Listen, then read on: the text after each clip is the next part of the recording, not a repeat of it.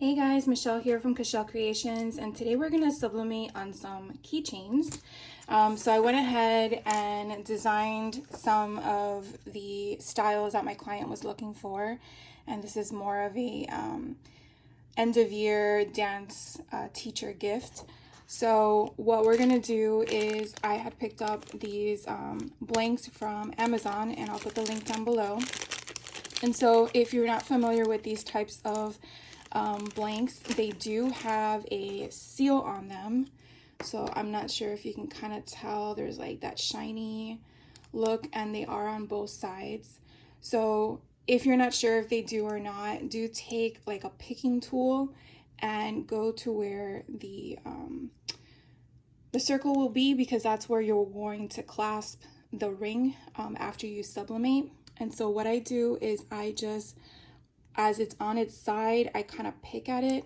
As you can see, it just came up easily. I don't go toward the substrate because you don't want to scratch it. If you can avoid that, that would be best. And so again, I just pick at it, and once I've gotten it lifted, I do just remove it. Now, I have come across some of these on Amazon that either they've been sitting in the warehouse for far too long or what, but the sticky part, sometimes the residue gets stuck on the substrate. And so what I've done is just take alcohol and kind of remove that. That has happened on a few that are square. I haven't come across that on the circle. Again, it could just be just because it's been sitting for so long. So I go ahead and do the same thing on the back. Now you do want to do this before you press it, even if you're only pressing on one side, because you don't want the heat to melt this into your substrate. So you definitely want to remove it from both sides. And that is going to help with when you place it. So I'm going to put this to the side for right now. And what we're going to do is we're going to cut out the images. So the images are spaced out for a purpose. It's not because I want to waste paper. The reason why I do this and what I found easy for me is that if you put these images too close together, you're not going to have enough space to put the tape down. And the tape you're going to put down is a heat resistant tape. So what I do is I use my substrate, and I try to make it a little bit bigger. And as you can see, I didn't make it big enough apparently. But what I like to do is make it slightly bigger so that way I can make sure I get all the edges. The other thing you want to do is make sure that your circle is in the right direction, unless you wanted it off-centered, which as you can see, it would be off to the side and so forth. The other thing you do want to take into account is that the images are backwards when you sublimate. So that's why you see the names backwards. Okay, they're mirrored basically. The other thing you do want to take into consideration, I know there was another tip I wanted to tell you, is that the images may appear different shades than what your computer screen shows. I am using a Sawgrass SG-1000, so I'm using the Sawgrass print manager, which is where it's going to give me the most vibrant colors. If you are using a converted sublimation printer, you definitely want to check online to see what images or what color scale you need for your printer, because I do know when you convert sublimation printers, you're not going to get the right color that you have on the printer with just basic ink. So something you definitely want to check into and do your research before investing into a sublimation machine. If you're just doing this for fun, I definitely understand why you would want to go the cheaper route, because again, it's a fun project and a fun craft to do. But I knew I wanted to do this as a business, and so therefore I invested in a commercial style type printer where it's going to do everything I need it to do. So again, I do want to give myself space in between my images. The extra part does not matter, because again, we're going to put the circle on top of the image itself. Now, something to keep in mind, I like sorting my images, so I know for a fact that they are going to be in the right format, meaning one is for the front and one is for the back. You are going to be sublimating each side separately. You're not going to do both sides at the same time. The heat basically won't go to the other side with enough temperature and time that it's needed to apply the image correctly. I have tried this before. That's why I'm informing you it did not work for me. Now, if it worked for you, that's fantastic. But if you're new to this, I definitely want to let you know that the heat itself is not going to be able to penetrate both sides at the same time.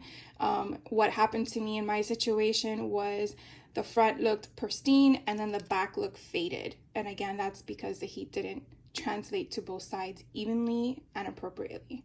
So you will have to sublimate both sides. That's not an issue. The best recommendation I can give, and you'll see when I do my demo, is that you do want to put down paper to protect your platen, which is your heat source, and then your base, so that way any future projects you do, any image of the color, even though I did this exactly to size, but any image of the color of your design that you are sublimating is not going to transfer to either your platen, which is your heat element, or your base, which is, you know, your foam squishy stuff if you're using a heat press. So let's get started. I am going to, I guess, just keep removing all these things. There are other things that we're going to be using when we are going to sublimate these. So I'm going to go ahead and get everything prepped.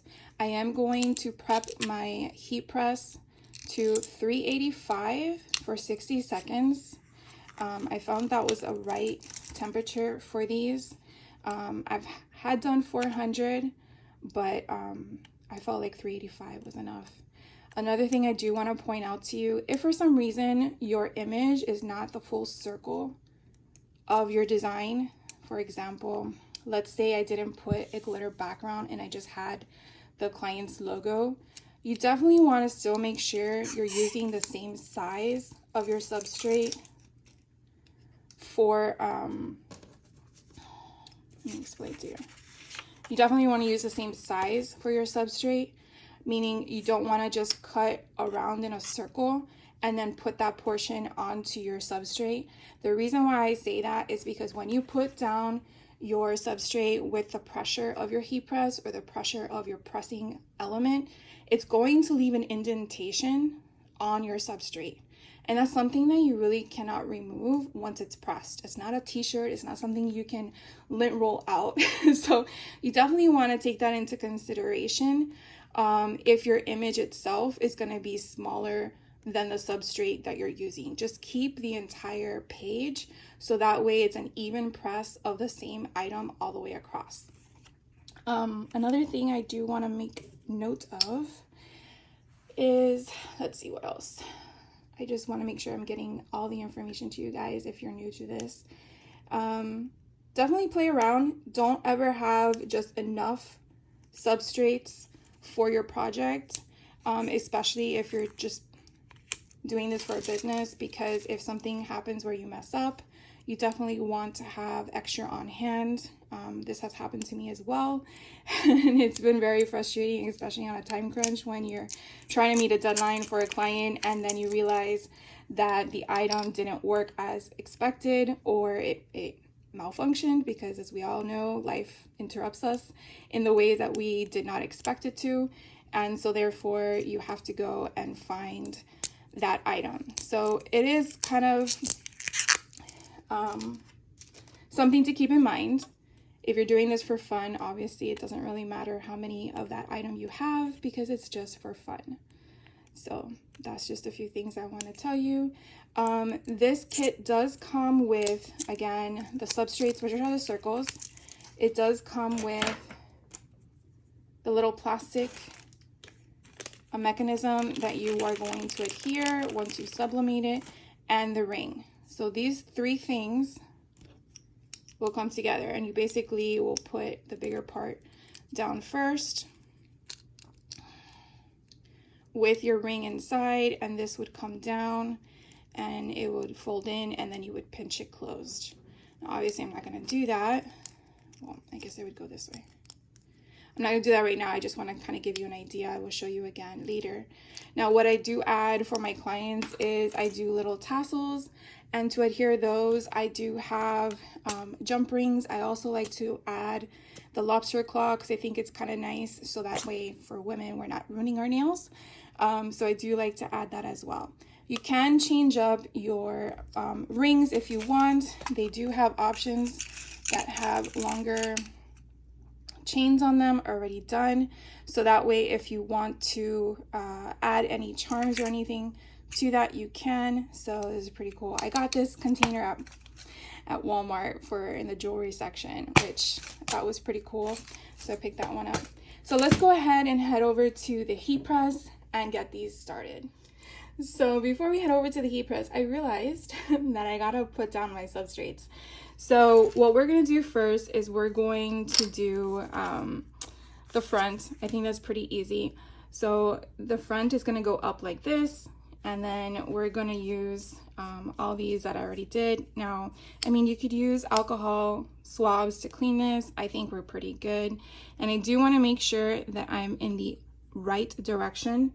Now again, because I put the circle exactly as the image, which was really my fault, I am going to do this as good as I can. So we're going to hold this down here in the center, and what I like to do is just go like this. So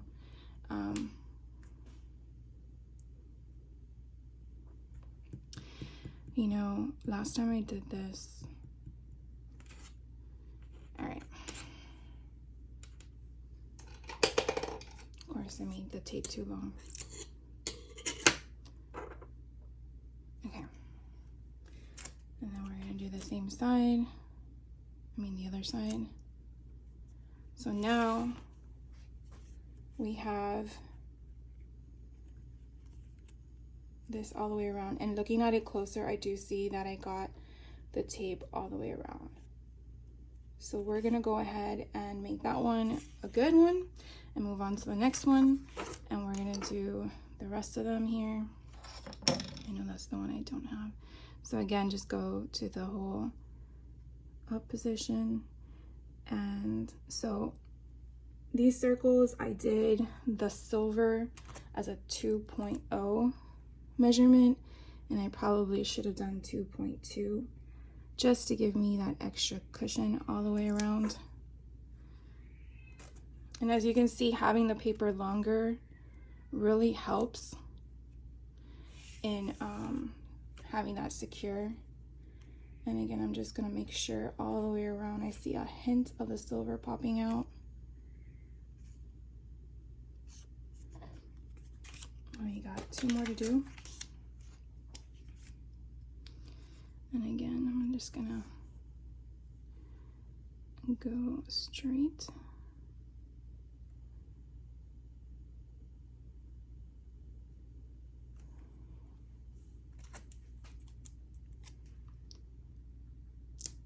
It is very rewarding when you see the final result, when it comes out correctly. I'm not sure if anyone has ever done these already, but I know you probably understand what I'm talking about. So this one kind of moves slightly. I don't know if you can tell that it moved.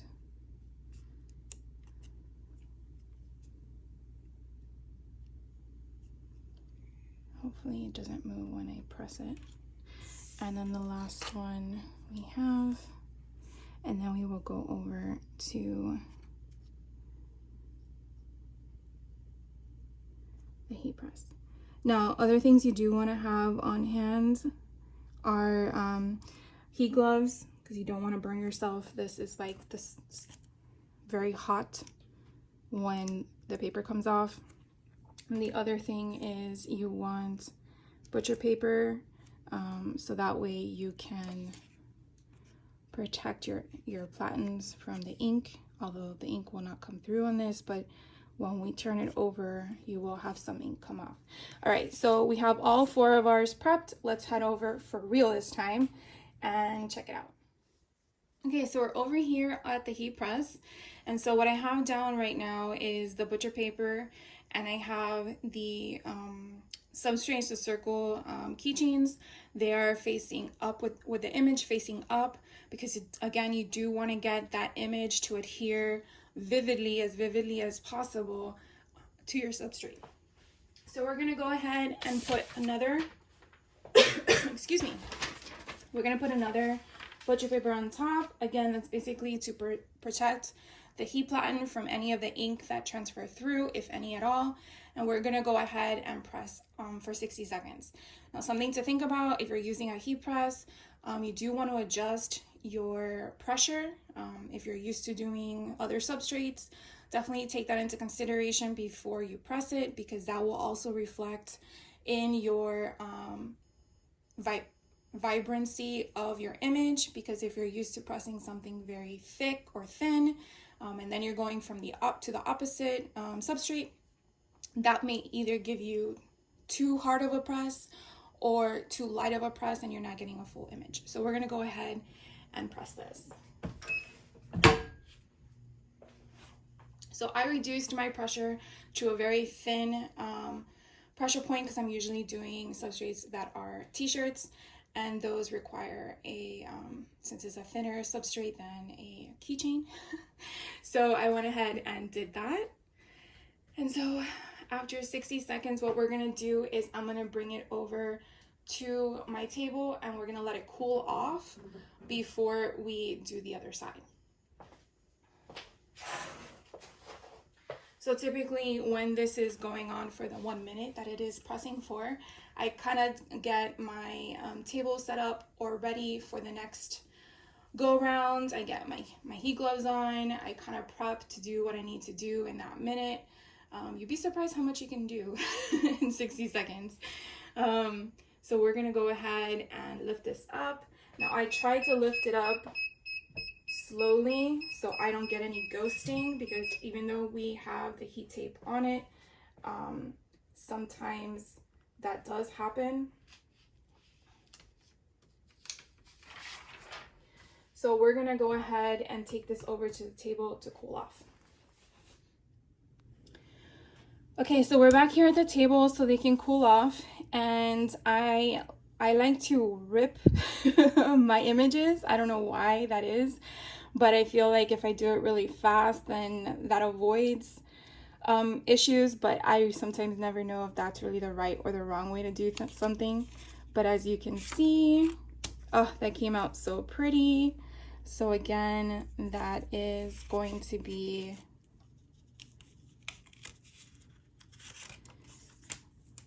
I was like, oh my god, is that upside down? But it's not. So you can see what actually came off of my paper. Now this is a sub paper. I really like this. I was using another paper, but I felt like the ink was still left on my paper and not as much as it was coming off my substrate.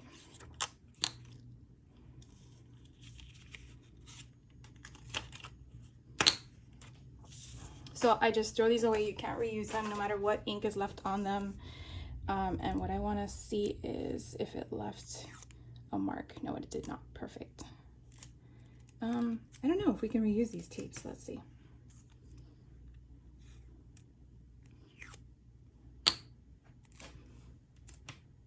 So once they cool off, we're going to then do the other side with the names of the teachers. And I do not like reusing butcher paper because you don't really know what ink is on here, and I don't want to take a risk.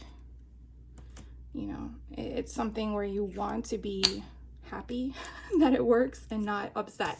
So I don't know if you can kind of see, you do see indentations and maybe a little bit of that silver come through that paper, and that's the reason why I don't want to risk it.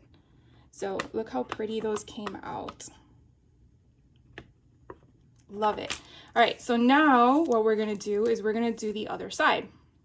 So we're going to slide these off the paper, throw that away, and now we're gonna do the same thing. So we're going to do hers first. So again, this is going to be straight, and we're just basically going to swipe this off, and I'm going to line it up to the best of my capabilities, because again, I didn't give a bigger offset that I should have. So if you are thinking, well, we're gonna put heat tape on top of an image we already did, right? It should not, I should say that, it should not affect your design. Okay, let me do this again because I moved it. So we're gonna go ahead,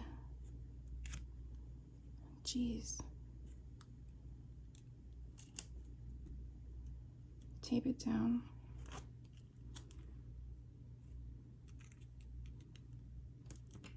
So it was nice that it was able to reuse the tape.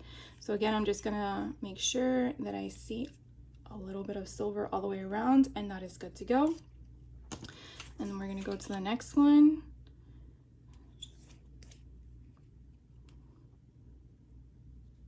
So this one, we want to see if we can maybe tilt it a bit so we're getting the dancer fully there. And I think that's perfect. And again, we're just going to tape it down and tape it down. And do the next one. And then we're gonna go back. So she's supposed to be tilted because she is, I think this one is Jazz. All right, so we want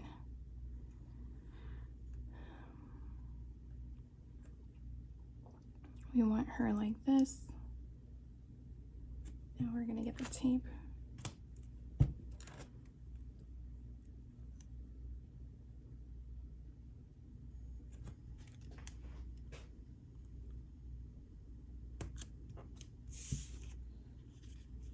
Want to make sure it is all the way around. Perfect. And we have one more, and this one is the owner, so she has everybody on here. And again,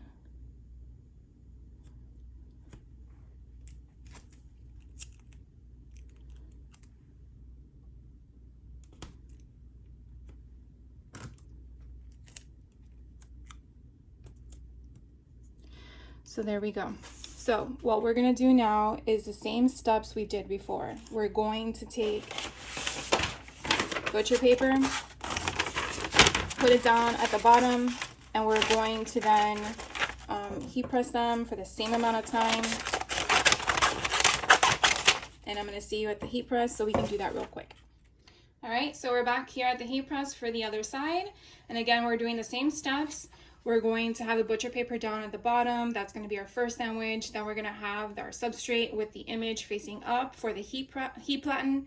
And then we're going to put down our other butcher paper to protect the heat platen from the ink. And then we're going to press for 60 seconds. So I don't know if any of you were thinking about trying this, unsure about it and stuff like that, but definitely let me know in the comments down below if this is something you've already done, haven't done, thought about doing, unsure about it, have the stuff but haven't done it because you're afraid. I'm just curious to know if this is something that you guys like to see, the process of how I go through it all. I do make mistakes. Nothing I do is perfect, but I do like to learn from my mistakes, mainly because I think that's the best way to grow and do stuff that you like to do. I do plan on having some more sublimated projects coming forward, so I can mix it up with the crafting of paper and other embellishments. So I do want to give you guys a mixture of many different types of crafts that I like to get my hands into. So we're going to go ahead and lift this up, and I like to do it again slowly, so that way I don't get anything moving. So I'm gonna go ahead and turn off the heat press because I don't really need any more. We're gonna move back to the table and then see the end result. Hey guys, so we're back here at the table. We're letting it cool off. I gathered all of my keychain attachments that go with it. I grabbed some jump rings and my claws. And so the tools I use to use the jump rings for are just the jewelry pliers that you can find these at your local craft store. So I'm gonna go ahead and reveal what these beautiful things look like. Oh, look how pretty. Came out perfect. And you can see how the image just came right off of that. Super, super cute. So that one is done. Kristen. And you do see, because of the pressure I used for my substrate, you don't see any of the imprint of the tape. That's something to think about, because I used to do it with more pressure and you would see the tape come through, and that's not fun. Not like you did it intentionally, but you know. So you definitely want to definitely check on that. So let me just turn these all around. And then the last one, oh, they came out perfect. All right, so what we're gonna do real quick and simple is basically, let's move that out of the way, throw all this away. And so I'll zoom in so you guys can see a little bit better. You're gonna take one of the things that it comes with and you can just basically lay it down. You're gonna put that down and you're gonna hold this in place, and then you're going to meet them in the middle. So let me bring it a little bit closer so you can see that. You meet them in the middle and you just push. You heard the snap, so that means it's attached. And there we go. So that is one completed. And we're gonna do the other three. So you're gonna put, and of course we have an issue with this one. Put the ring there, and we're gonna fold those creases.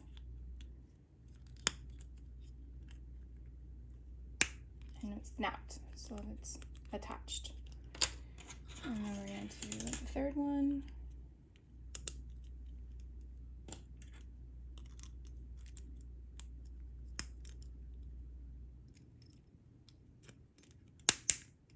That one had two snaps.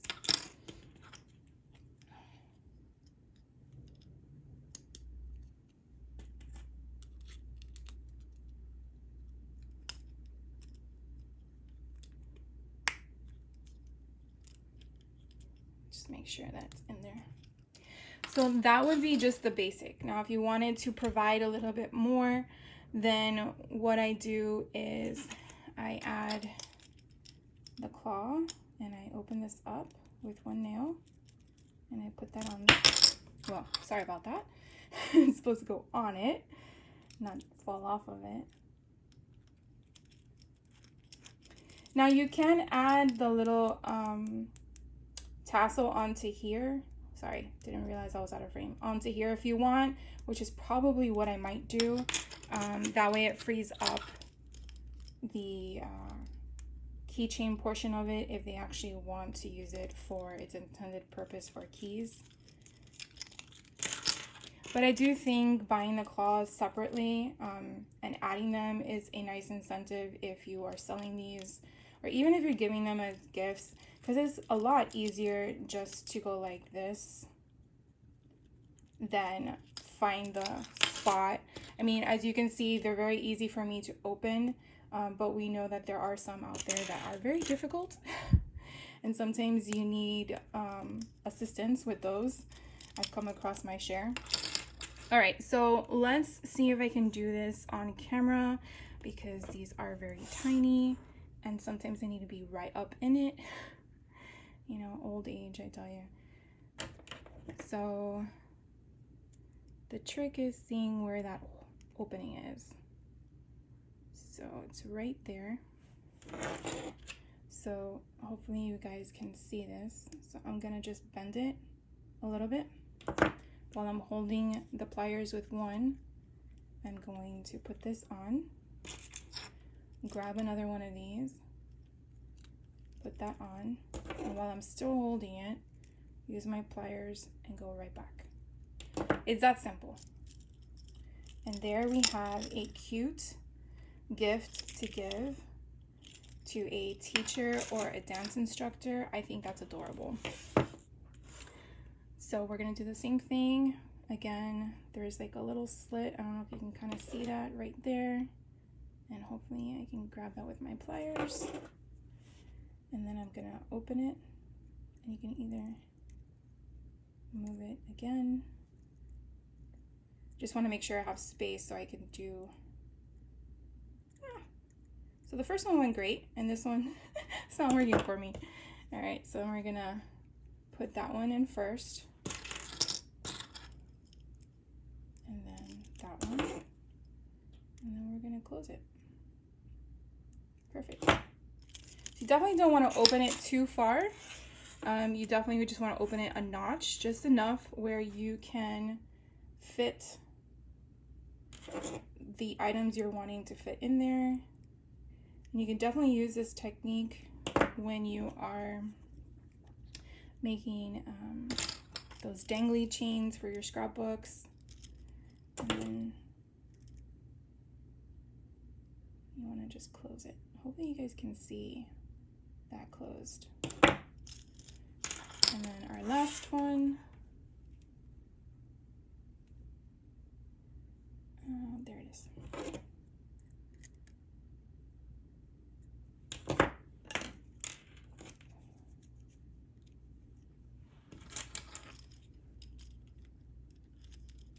You can also add charms if you want. I mean, I don't think there's a limit as to how many dangles you can have on a keychain. It's whatever you prefer. And there we go. So what did you guys think? I think this came out super cute, super fun. Obviously, once you get the hang of it, the process is a lot smoother.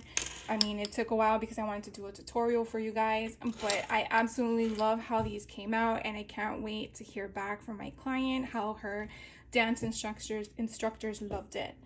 So thank you guys for watching, and I will catch you on the next video. And I hope this helps you rummage through your craft room to figure out if any of the stuff and techniques I did today helps you in your craft projects that you're working on. Have a great one, guys. Take care.